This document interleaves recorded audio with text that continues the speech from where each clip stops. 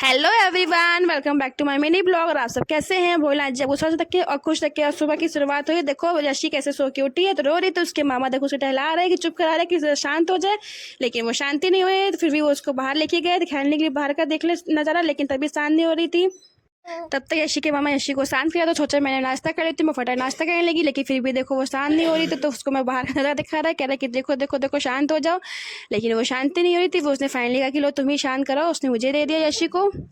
और फिर मैंने यशी को शांत करके सुला दिया। इधर देखो इतने सारे दुपट्टों के साथ में मैं डांस कर रही हूँ। अंगारों का अंबर सा लगता है मेरा सामे।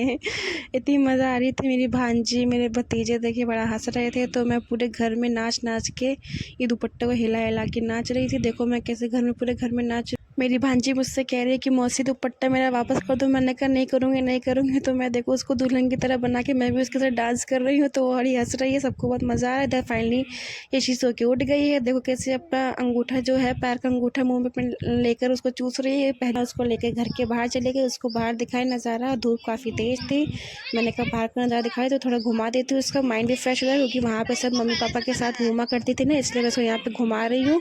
और देखो कैसे मेरे दोनों भतीजे और भांजी यशी को खुश करने की कोशिश कर रहे हैं, डांस कर करके इधर से उधर घूम घूम कूद कूद के। और फिर शाम को सब लोग लौट आए अपने अपने काम से वापस, ड्यूटी से वापस, ऑफिस से वापस। और देखो यशी को सब खिला रहे हैं कैसे।